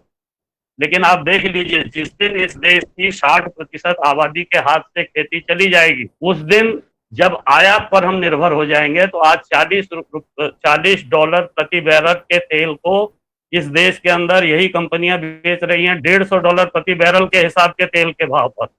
तो कल को ये उस गेहूं को, उस चावल को किस भाव पर हमारे लोगों को बेचेंगे जब हमारे हाथ से खाद्यान्न चला जाएगा, जब हमारे हाथ से खेती चली जाएगी। तो इसलिए हमारा कहना है कि ये जो आज की लड़ाई है, ये आज का आंदोलन दरअसल में ये इस देश के अंदर किसानों को, हमारी खेती को और हमारी खाद्य सुरक्षा को, देश की इतनी बड़ी आबादी की खाद्य सुरक्षा को जो गुलाम बनाने की कोशिशें हैं, इस गुलामी के खिलाफ ये किसानों की बड़ी लड़ाई है। और इसलिए ये सिर्फ एमएसपी के झुंझुने से मानने वाली नहीं है। अभी आज तो मैं समाचार में देख रहा था कि केंद्र सरकार अभी एक और जो है झुंझुना लेकर के आ रही है। वो कह रही है 15 लाख रुपए हम अब किसानों के खाते में देंगे, 15 लाख रुपए। और वो 15 लाख रुपए वो कह रहे हैं कि एक जो है आपको रजिस्टर्ड करनी पड़ेगी संस्था, 11 किसान, 9 किसान, 11 किसान उसमें जो है रजिस्टर्ड कराएं, 300 किसानों को कम से कम अपने साथ जोड़ें और हम आपको जो है फिर इसके लिए 15 लाख रुपए देंगे। तो इस तरीके से वो कुछ भी झुंझुना देने की बात करें, लेकिन किसान आज समझ गया है कि हमारी खेती की गुलामी है, हमारे अन्न के भंडारण जो हैं अब पूंजीपतियों, कॉर्पोरेट के हाथ में जाने वाले हैं। न सिर्फ अंबानी अदानी, जिसको पंकज जी कह रहे थे, मैं बता रहा हूं आपको कि अभी 2018 में ही जो अमेरिकी बहुराष्ट्रीय कंपनी करगिल है, जिन लोगों ने हमारे बीज बाजार पर जो है, यहाँ भारत के बीज बाजार पर करगिल, मोसंतो जैसी मल्टीनेशनल कंपनियों ने 75% बीज बाजार को कब्जा कर दिया हमारे, और अब ये हमारे पूरे खाद्यान्न के बाजार को, पूरे उत्पादन को, भंडारण को कब्जा करना चाहते हैं, वितरण को अपने हाथ में लाना चाहते हैं। और इन्होंने क्या किया, अभी मक्का स्टोर करने के लिए जो है करीब 150 करोड़ रुपया करगिल जो है वहाँ भंडारण गृह बना रहा है, ये जो है तेलंगाना के अंदर। तो इस तरीके से जगह जगह कहीं जो है अदानी बना रहे हैं, कहीं करगिल जैसी बहुराष्ट्रीय कंपनियां बना रही हैं। और आज मैं आपको कहना चाहता हूं, दरअसल में क्या है कि जब मोदी सरकार ने पूरे देश के सार्वजनिक और सरकारी संस्थानों को नीलामी की लाइन में लगा दिया है, तो कोई ग्राहक तो आ नहीं रहा है। इसलिए नहीं आ रहा है कि भाई उपभोक्ता सामग्रियों की बाजार में डिमांड कम हो गई है, लोगों का रोजगार चला गया है, व्यवसाय खत्म हो गए हैं, लोगों के हाथ में पैसा नहीं है, क्रय शक्ति खत्म हो गई है। तो एक चीज का बाजार हमेशा बना रहेगा, जिस बात को कॉर्पोरेट और मल्टीनेशनल कंपनियां अब समझ गई हैं इन मंदियों को झेलते झेलते, वो बाजार है खाद्यान्न का बाजार। जब तक मानव समाज इस पृथ्वी पर रहेगा तब तक खाद्यान्न का बाजार जिंदा रहेगा। और इसलिए अब इस खाद्यान्न के हमेशा जिंदा रहने वाले बाजार पर जो है, उसके उत्पादन पर, भंडारण पर और उसके विपणन पर जो है ये कब्जा करना चाहते हैं। मोदी सरकार उसी को जो है पूरा करने के लिए इन 3 बिलों को लाई है। इसलिए किसान अब इस खतरे को समझ रहा है और इस खतरे के खिलाफ ये लड़ाई अब है। तो इसलिए शासक वर्ग की जो पार्टियां हैं उनके अंदर जो एक आम सहमति है अगर मगर के साथ इन नीतियों की, तो देश का किसान अब इस बात को धीरे धीरे समझ रहा है। और अब ये लड़ाई आने वाली नहीं, अब ये MSP ये 1 लाख रुपए क्विंटल कर दें गेहूं का भाव, लेकिन अगर खरीदने की गारंटी नहीं होगी इस देश के अंदर, आप ही ने बताया भाई 6% जो है हमारी अभी तक MSP पर खरीद होती है। सारी पार्टियों की सरकारें रही हैं इस दौर में, संयुक्त मोर्चे में बाकी दल भी रहे हैं, भाजपा रही है, कांग्रेस रही है।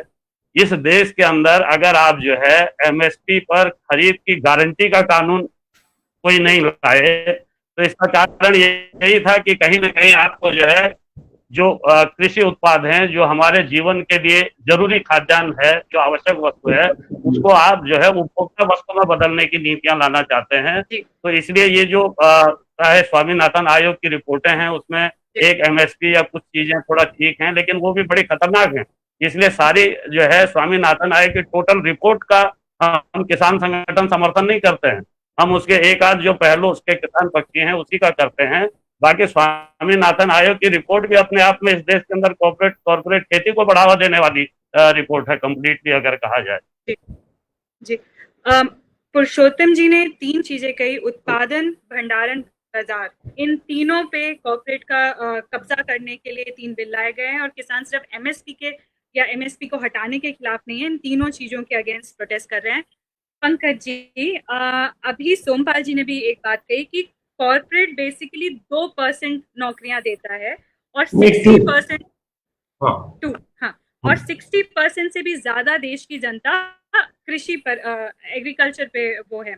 और हमने लगातार पिछले कुछ दिनों में कई नीतियां देखी हैं, NEP देख लीजिए, या फिर अभी जो 3 बिल आए हैं या फिर लेबर यूनियन बिल्स आए हैं, ये लगातार एक क्लास कास्ट स्ट्रक्चर पे प्रहार है। कुछ ऐसे वर्ग हैं जिनको कॉन्स्टेंटली इससे बाहर मार्जिनलाइज किया जा रहा है। हम जैसे शहरी लोग शायद फायदे में आ रहे हैं कई चीज़ों से, पर बहुत सारे लोगों को छोड़ दिया जा रहा है। क्या आपको कहीं ना कहीं इन सब के पीछे एक जो RSS की हमेशा एक आइडियोलॉजी रही है उनकी अर्थशास्त्र को लेके, क्या उसको आप इन प्लेस एक मनुवादी ब्राह्मणवादी जो अर्थशास्त्र की उनकी नीतियां हैं, क्या उसको भी आप लागू होते हुए देखते हैं?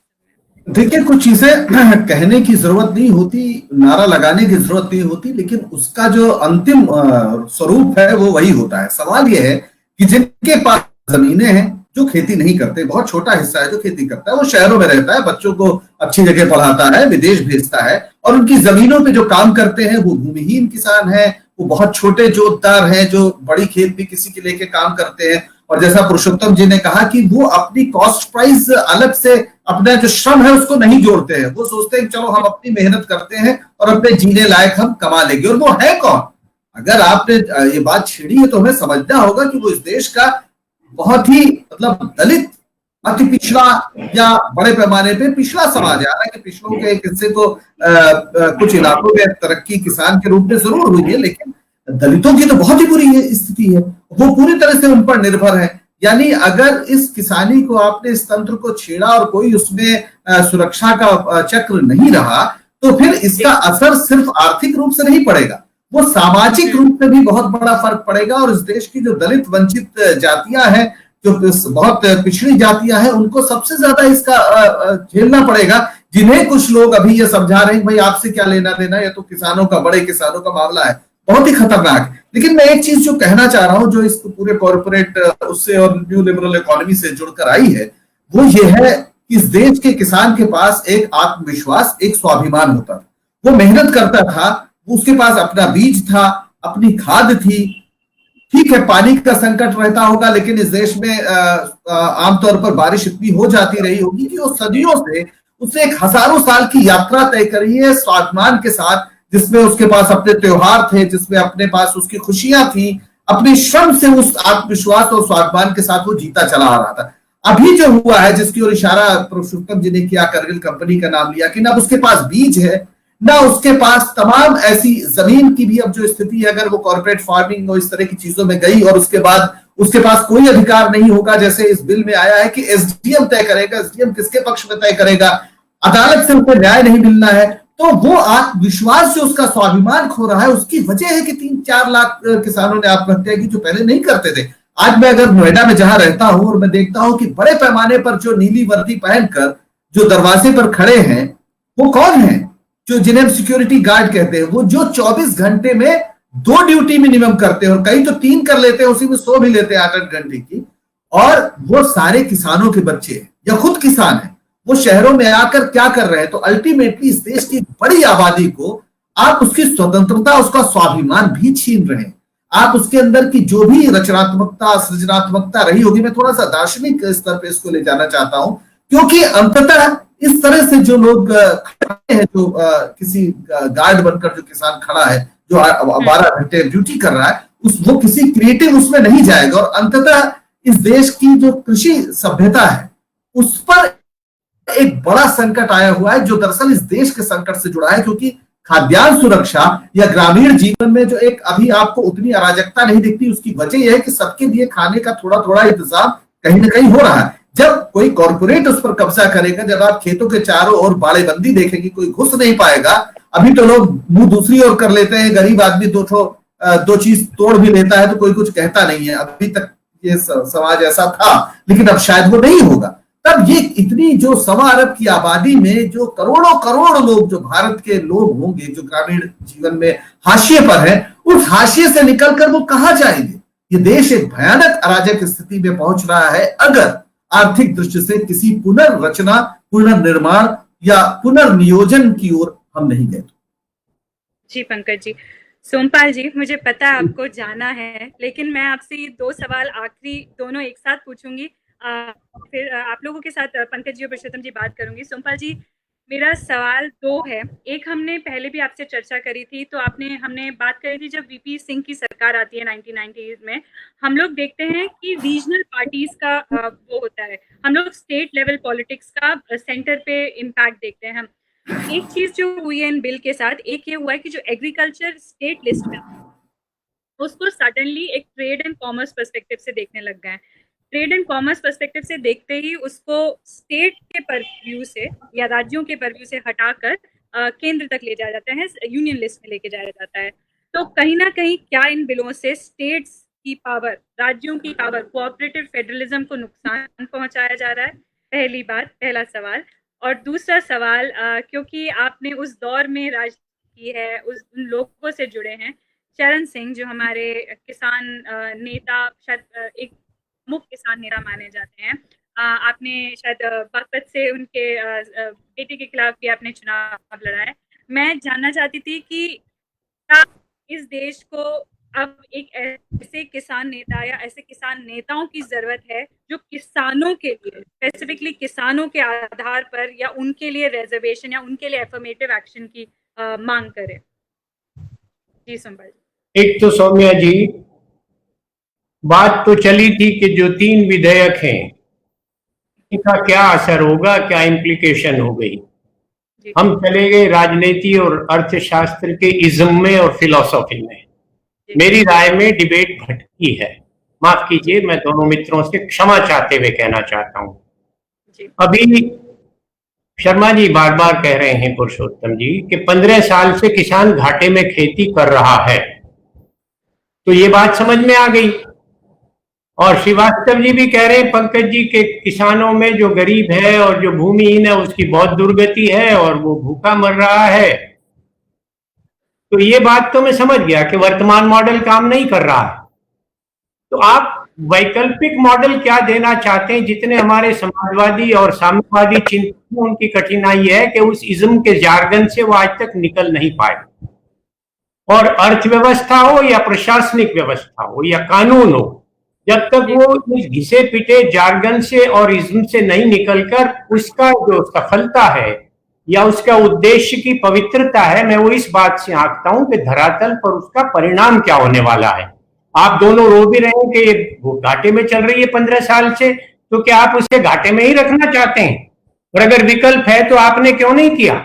अब एक आपने कहा कि वो जो उसका ढांचा तोड़ा है, संघीय ढांचा, पहले तो कृषि था ना, तो बंगाल में कितनी क्रांति हुई कृषि, जहां 22 वर्ष तक कम्युनिस्टों का शासन रहा। जो समाजवादी कहलाने वाले लाल टोपी धारण करते हैं, माननीय मुलायम सिंह जी और जयप्रकाश नारायण जी के शिष्यों में से लालू जी, उन्होंने कितनी क्रांति कर दी बिहार में। दुर्गति उस समय भी थी, आज भी थी। इस बात से मैं सहमत हूं कि अधिकांश नीति निर्धारण कारपोरेट के उस पर होता है।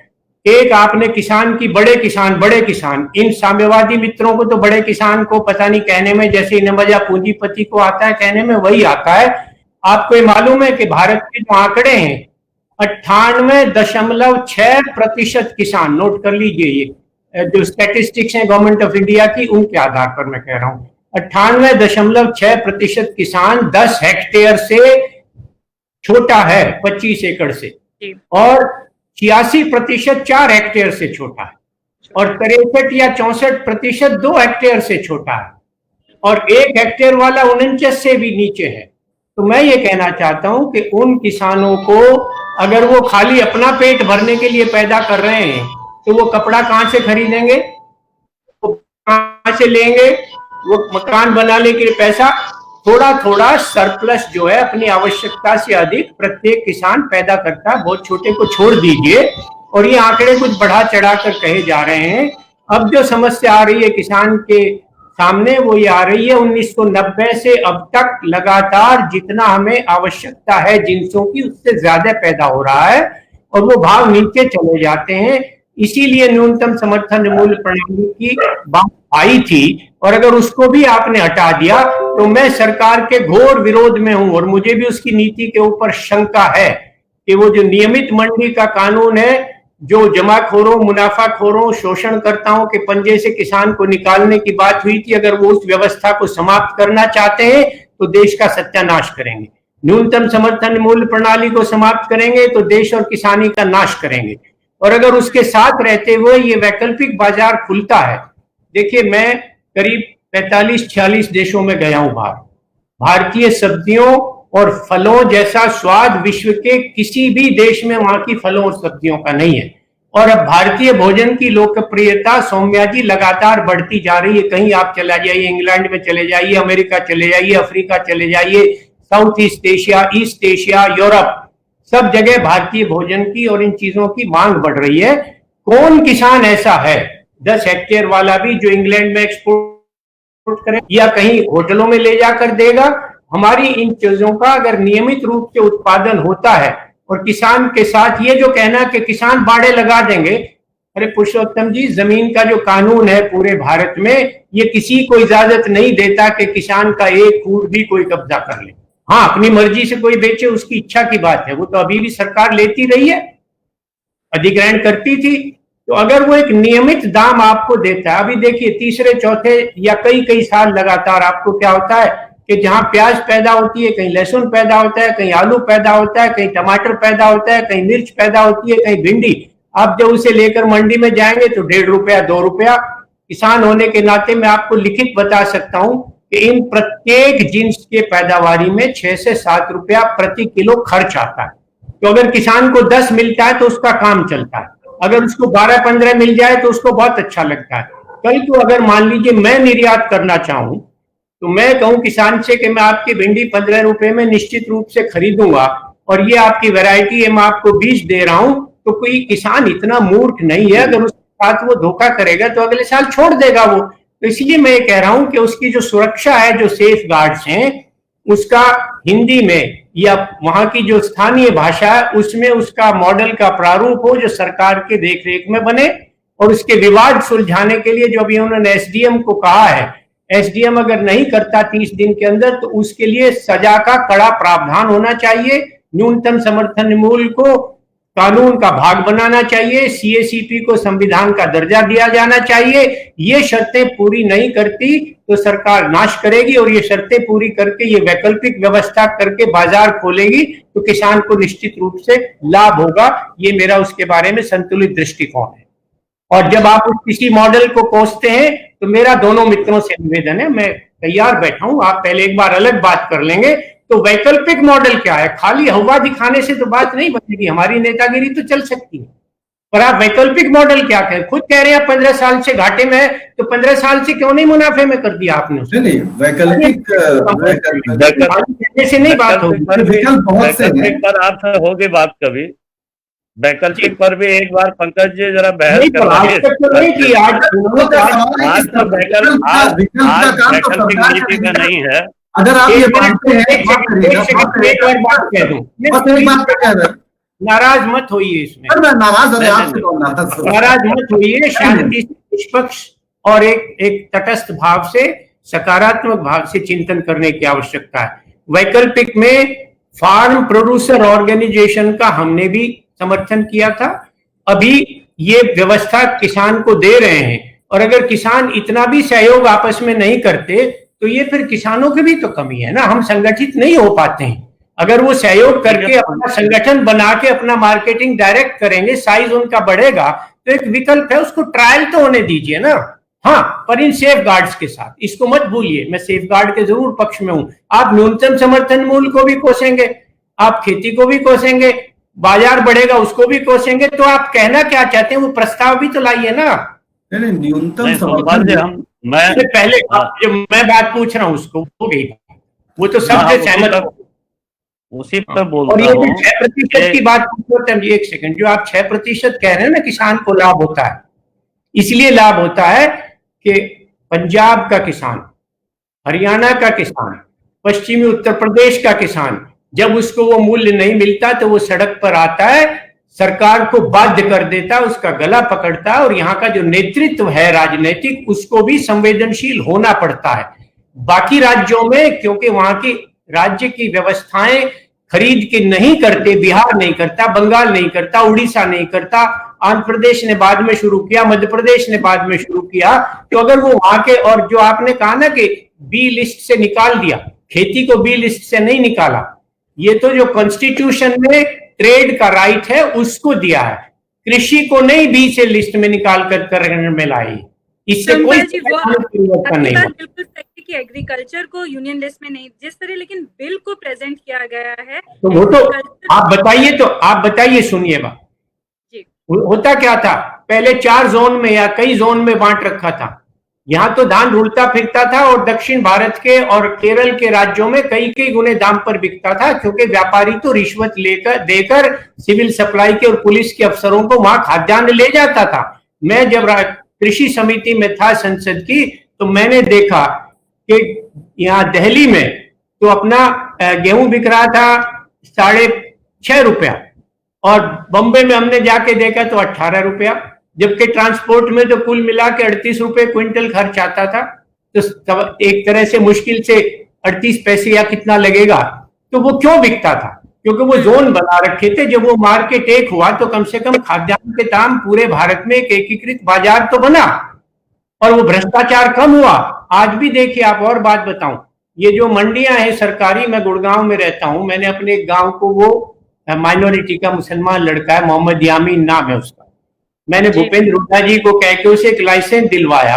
आप आश्चर्य करेंगे, मुझे पता लगा कि आड़तीय का लाइसेंस लेने के लिए गुड़गांव और दिल्ली में 50 लाख से 1 करोड़ रुपया रिश्वत लगती है, और वो 10% उसका तो अगर उसको वैकल्पिक बाजार गुड़गांव में खोलने को मिल जाए, यहाँ किसान मंडी लगती है, आइए आप ब्रिस्टल होटल के पास, किसान आके सीधा बेच रहे हैं, उनको मुनाफा होता है, जो मंडी में जाते हैं उनको घाटा होता है। तो ये सब चीजें आपस में जुड़ी हुई हैं। तो मेरा निवेदन है मित्रों से, मुझे भी शंका है सरकार की नीयत पर एक वैकल्पिक मॉडल जो वो दे रहे हैं इन सुरक्षाओं के साथ, तो उसको एक बार ट्रायल होने दीजिए, या कोई आप फुल प्रूफ मॉडल लेकर आइए। वो कभी नहीं प्रस्तुत नहीं सोमपाल जी देखिए, यही सपना जो है जब दंगल प्रस्तावों पर बहस देश में चल रही थी, नहीं जैसे मैं कि WTO में भारत को शामिल होना है कि नहीं होना है, इस पर जब बहसें चल रही थी तब यही सपना दिखाया जा रहा था कि भाई अगर हम वार्ता में शामिल हो जाते हैं, WTO में शामिल हो जाते हैं, WTO आने के बाद भारत बर्बाद नहीं हुआ, वहीं का वहीं खड़ा है जहां था, कोई बर्बाद नहीं हुआ। किसान उसके बाद ही ज्यादा घाटे में गया है सोमपाल जी। जब WTO सुनिए, WTO की शर्तों के अनुसार जब इस देश के अंदर कृषि जिन्सों को वायदा कारोबार के लिए खोल दिया गया, जब इस देश के अंदर सुनिए, जब इस देश के अंदर जो है नहीं यही तो बात है, यही असली बातें हैं। माफ कीजिए, आप जो है जो सुनिए, कृषि जिन्सों के आयात पर मात्रात्मक प्रतिबंध का कानून था, मात्रात्मक प्रतिबंध का कानून इस देश के अंदर था कि भाई जो जिन्स हम पैदा कर रहे हैं अपनी जरूरत के अनुसार उसको हम आयात नहीं करेंगे, जो हमारा कम पैदा हो रहा है उतना ही हम बाहर से आयात करेंगे। तो WTO की शर्तों के दबाव में ये अटल बिहारी वाजपेयी की सरकार ने मात्रात्मक प्रतिबंध जो कृषि जिन्सों पर और जो हमारा सेमी स्केल इंडस्ट्री के उत्पादों पर लगा हुआ था उसको पूरा हटा दिया कि भाई इससे प्रतिस्पर्धा बढ़ेगी, हमारे लोगों को दुनिया का बाजार मिलेगा और हमारा किसान जो है, हमारा किसान खुशहाल हो जाएगा। वायदा कारोबार के लिए कृषि जिन्सों को आपने खोला, आप हमारे यहाँ की सरकारों ने, और अटल बिहारी वाजपेयी के समय में ही ये खुला। और इन दो चीजों ने देखिए 2005 आते आते तक इस देश के अंदर किसानों को आत्महत्या की तरफ धकेल दिया। एक वायदा कारोबार और दूसरा मात्रात्मक प्रतिबंध की कोई ये दो चीजें जो है। और कौन सी जिन्स आयात हुई बड़ी मात्रा में, बताइए आप WTO के बाद खेती की? आ ही रही है। कौन सी आई? अगर ये नहीं होता तो हमारे देश के किसान को, मुझे वस्तु का नाम बताइए। अरे भाई दालें आ रही हैं, तेल आ रहा है, दुनिया भर की चीजें आ रही है कि नहीं? आपका गेहूं चावल नहीं आ रहा, बस दालें दुनिया भर की जो है। श्रीमान जी 1 मिनट सुन लीजिए। दाल का उत्पादन पूरे 25 वर्ष तक 13.6 मिलियन टन पर टिका रहा। बाद में थोड़ा उसका दाम बढ़ाया तो 19.3 मिलियन टन हो गया। पिछले 7 साल में मनमोहन सिंह जी के समय से ये शुरू हुआ था, दालों के दाम थोड़े थोड़े बढ़े, तो जो गेहूं और चावल ज्यादा पैदा होता था उसका क्षेत्रफल कन्वर्ट हो गया दाल में। आज हम 26 मिलियन टन पैदा कर रहे हैं। आज भी 3 मिलियन टन की कमी है, उतनी तो आएगी नहीं तो आपका काम कैसे चलेगा? इसके अलावा कोई खाद्य तेल इसीलिए आ रहा है कि उसकी जो करेक्टिव प्राइस थी, तिलहन का दाम थोड़ा सा बढ़ा तो तिलहन भी 26 मिलियन टन से बढ़कर 32 मिलियन टन चला गया। तो ये करेक्शन है आहिस्ता आहिस्ता। पर कौन सी बड़ी जिन्स आयात हुई है जिसके कारण भारत की कृषि ध्वस्त हुई, उसका नाम बताइए मुझे आप, इन दो के अलावा। वो क्योंकि कमी है इसलिए आयात करना पड़ेगा, जिस दिन कमी नहीं रहेगी आयात बंद हो जाएगा। मैं एक बार तो आयात उतना ही नाम बताइए जो मैं पूछ रहा हूं। Please don't duck my question, I am not ducking your question. Let us conclude the debate on some concrete information, not on philosophy. And all philosophies have failed. Communism ने सत्यानाश कर दिया था रूस में खेती का। भूखे मरते थे लोग, इतने बड़े देश में ब्रेड के लिए लाइन में लगते थे। ये बात मैंने पार्लियामेंट में गुरदास दास गुप्ता जी को भी कही थी। He did not have any reply. कम से कम भारत का किसान पेट भर रहा है, उसमें ठीक है, खामी आए, मैं भी सहमत हूं आपकी बात से, आशंका से भी सहमत हूं, परंतु लॉक स्टॉक बैरल हर एक चीज को नेगेट करो और उसका विकल्प आपके पास है नहीं बताने को, तो खाली फिलॉसफी से खेती नहीं होगी। विकल्प पर आपके साथ अलग से कभी चर्चा करेंगे। आज जो है, आज 25 तारीख के आंदोलन के विकल्प पर भी करेंगे आपसे बात। जी हम लोग सोमपाल जी आपकी बातों पे हम नहीं चाहते फिलोसफिकल एंगल पे खत्म हो। आपने बहुत इंपॉर्टेंट बात कही कि हमको विकल्पों के बारे में सोचना चाहिए, सिर्फ नेगेट नहीं करता रहना चाहिए। पर एट द सेम टाइम आज हमारे किसान आंदोलन कर रहे हैं, उनकी कुछ मांगे हैं। उसका मैं एक लाइन में उत्तर दे दूं। किसान जो आंदोलन कर रहे हैं वो बहुत वाजिब है, क्योंकि मोदी सरकार का जो रवैया रहा है झूठ बोलने का, उससे किसान आशंकित है। और उस दबाव में अगर ये उसको आश्वासन देते हैं, इनको मजबूर किया जाना जरूरी है कि ये जो वर्तमान व्यवस्थाएं थी, ये और वैकल्पिक व्यवस्थाएं दोनों प्रतिस्पर्धा करेंगी तो किसान का टर्म्स ऑफ ट्रेड सुधरेगा। इस आश्वासन को डेमोक्रेटिक प्रेशर से प्राप्त करने के लिए आंदोलन तो वैध है, जरूरी है, मैं उसका समर्थन करता हूं। मैं सरकार का समर्थन नहीं कर रहा हूं, इसलिए आंदोलित हैं कि उनका विश्वास हिला हुआ है इनके गलत बोलने से और झूठे वायदे करने से। तो अगर वो सरकार, और आज भी एक और बात कह दूं, नरेंद्र तोमर जी ने कहा कि न्यूनतम समर्थन मूल्य तो वैधानिक पहले भी नहीं था, विधान में नहीं था, जिसकी मैं मांग कर रहा हूं। तो पर विधान में तो ये तीन भी नहीं थे। अगर इनके ऊपर आप नया विधान ला सकते हैं तो उसको भी विधान में ला सकते हैं। तो ये तो कोई बिलंगड़ी दलील है। तो उस मामले में तो मैं आपके साथ हूं, उसमें तो मैं नहीं करता हूं।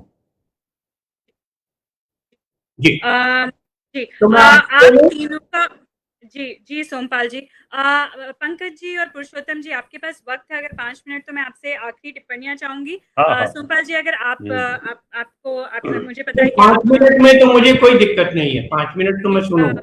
जी तो सोमपाल जी ने जो बात कही कि हमें विकल्पों के बारे में भी सोचना है, हमें नेगेट नहीं करना है, but at the same time वो कह रहे हैं कि जो आज किसान जिस चीज का आंदोलन कर रहे हैं वो सिर्फ इस बात का नहीं है कि जो फार्म नीतियां हैं वो एक सरकार की नीयत और मंशा पर भी सवाल है। जिस सरकार ने अभी तक जितनी भी पॉलिसीज लागू करी है, कहीं ना कहीं जो क्लेम किया था उसका रिजल्ट नहीं आया है, तो ये स्वाभाविक है उनका सड़क पे आना। मैं आप दोनों से आखिरी टिप्पणी लेना चाहूंगी। पंकज जी, पहले आपसे। पंकज जी, आप बहुत आंदोलन से जुड़े रहे हैं, आपने अपने स्टूडेंट लाइफ में बहुत लाठियां खाई हैं कांग्रेस सरकारों से। मैं जानना चाहती हूँ कि इस टाइम हम लोग, ये जो आंदोलन है इसका एक एक्चुअल रिजल्ट निकले, उसके लिए हम क्या कर सकते हैं? हम विमर्श कर सकते हैं, बातें कर सकते हैं, पर क्या हम एज अ जर्नलिस्ट या फिर और लोग क्या कर सकते हैं कि ये डाइल्यूट नहीं हो जाए, किसानों की बातें कहीं पीछे नहीं? देखिए, असली बात तो है कि जैसा आपने कहा कि हम जर्नलिस्ट हैं, तो हमारा काम जाहिर सी बात है कि जो एक नैरेटिव है जो कि सरकार के पक्ष मीडिया ने पूरा बनाया हुआ है, उसके वैकल्पिक आवाजों को हम जगह दें। और सोमपाल जी बहुत इंपॉर्टेंट बात कह रहे हैं कि साहब विकल्प क्या है। ये एकदम सही बात है, और विकल्प के लिए ही इस देश की संसद बनी है, और उस संसद का यही काम है कि अगर रिजल्ट अच्छे नहीं आ रहे हैं तो उसको बेहतर किया जाए। अगर हम सारे लोग ये बात मानते हैं, जैसा कि सोमपाल जी ने कहा कि सारी पॉलिसीज कॉर्पोरेट के हित में बना रहे हैं, तो जिस दिन इस देश की संसद किसानों के हित में कानून बनाने की दिशा में सोचेगी, उसका उस तरफ से यानी पर्सपेक्टिव बदल जाएगा, आप कहाँ खड़े होकर सोच रहे हैं, तो शायद विकल्प भी निकलेगा। यहाँ पे मैं कम्युनिज्म या किसी इज्म की बात नहीं कर रहा हूँ, सीधी सी बात है कि इस देश के किसान परेशान है। 3 लाख से ज्यादा किसानों ने सुसाइड किया है, जो पता नहीं रूस में किया या नहीं किया, लेकिन दुनिया में और कहीं नहीं किया, भारत में ही किया है। ये भी हमें सोचना पड़ेगा। और जिसको हम कहते हैं कि ये चीज तय होती है कि आखिर सिद्धांत व्यवहार से तय होता है। अगर व्यवहार में किसानों की समस्या है तो हमें सिद्धांत पर पुनर्विचार करना पड़ेगा, और वो सिद्धांत फिलहाल इस देश में एक जो कॉर्पोरेट विकास का जो मॉडल है, उसी सिद्धांत में सबकी एकता है, तो उस पर हमें पुनर्विचार करना पड़ेगा। मैं सिर्फ इतनी सी बात करूं। जी जी पुरुषोत्तम जी, मैं आखिरी टिप्पणी के लिए आपके पास आना चाहती हूँ। आप लोगों की बात सुनी, कहीं एक वैचारिक बात है, कहीं सिद्धांत की बात है, और कहीं एक इम्प्लीमेंटेशन विकल्प की बात है। आप इन तीनों चीजों के मद्देनजर और आज जो मूवमेंट हो रहा है, आप क्या सोचते हैं? आप एज अ किसान महासभा के राष्ट्रीय सचिव क्या चाहते हैं कि लोग किन बातों पे ध्यान रखें, और इस मूवमेंट को सपोर्ट करने के लिए हम क्या कर सकते हैं?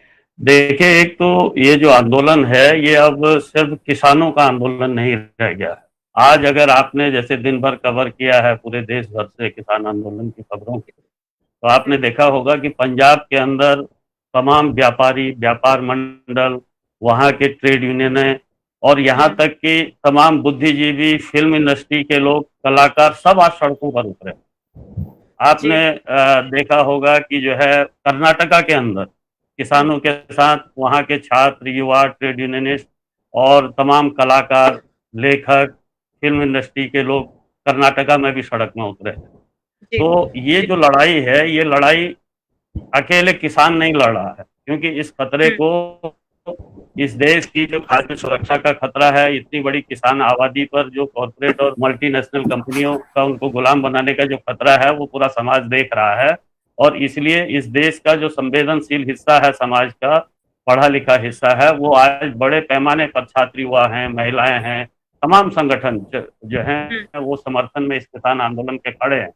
तो इसलिए हम ये कहना चाहते हैं कि ये जो आज जो लड़ाई चल रही है, देखिए एक तो इतना बड़ा किसानों का आंदोलन है और ये आंदोलन रुकने वाला नहीं है। ये आंदोलन जब तक ये बिल वापस नहीं होते हैं, ये छोटे मोटे थोड़ा एक आध सुधार करके अगर सरकार जो सोचे कि ये रुक जाएगा तो रुकने वाला नहीं है। और दूसरी तरफ जिस तरीके से इस देश के अंदर जो श्रम कानूनों को खत्म करके 4 श्रम कोड लाए गए हैं, तो ये श्रम कोड भी दरअसल में पूरा एक किस्म का कंपनी राज ही इस देश के अंदर लादने वाला है। और बेरोजगारी के सवाल पर जिस तरीके से पूरे देश का युवा आंदोलित है, तो ये एक बड़ी ताकत इस देश के अंदर देखिए आंदोलन में आज है। अकेले किसान नहीं है, किसान है, मजदूर है, यूथ स्टूडेंट है, रोजगार का सवाल और निजीकरण के खिलाफ लड़ाई और खेती के कॉर्पोरेटीकरण के खिलाफ लड़ाई, ये तीनों लड़ाइयां एक साथ मिल रही हैं। और इन्हीं लड़ाइयों के गर्भ से इस देश को नया विकल्प मिलेगा। विकल्प जो है जमीनी आंदोलनों से मिलेगा। अगर संसद देश की जनता की आवाज नहीं सुनती, मैं तो कहता हूं कि आज ऐसी सरकार हमारी सत्ता में बैठी हुई है जो देश के संविधान से डरती है। संविधान से, लोग संविधान हाथ में लेके शपथ ले रहे हैं, वो उनसे डर रही है। लोग लोकतंत्र की रक्षा की शपथ ले रहे हैं, ये सरकार उनसे डर रही है। लोग तिरंगा लेके सड़कों में आ रहे हैं, ये सरकार उससे डर रही है। तो जो सरकार अपने संविधान से, देश के लोकतंत्र से और देश के राष्ट्रीय झंडे को लेकर चलने वालों से डरे, तो अपने आप में देखिए तो ये सरकार किस तरीके की सरकार इस देश में है। तो इसके खिलाफ एक बड़ी लड़ाई का मंच इस देश के अंदर बन रहा है और ये लड़ाई आगे बढ़ेगी, ये लड़ाई रुकने वाली नहीं है। और इसी के अंदर से इस देश के अंदर एक नया विकल्प खड़ा होगा। जहां तक सोमपाल जी का है कि भाई कम्युनिस्टों के देश में तो जो है वहाँ ब्रेड के लिए लाइन में खड़े थे, ब्रेड के लिए लाइन में खड़े तब हुए जब आपकी विचारधारा वहाँ हावी हो गई और वो जो है उसके बाद कोई नहीं वहाँ जब जो है कम्युनिज्म दुनिया के अंदर पुरुषोत्तम जी मत हो गया, फिर कम्युनिज्म वही आज सबसे भोंडा अच्छा मैं करेंगे। अगर कम्युनिज्म इतना अच्छा था तो रूस में क्यों सृष्टि हुई?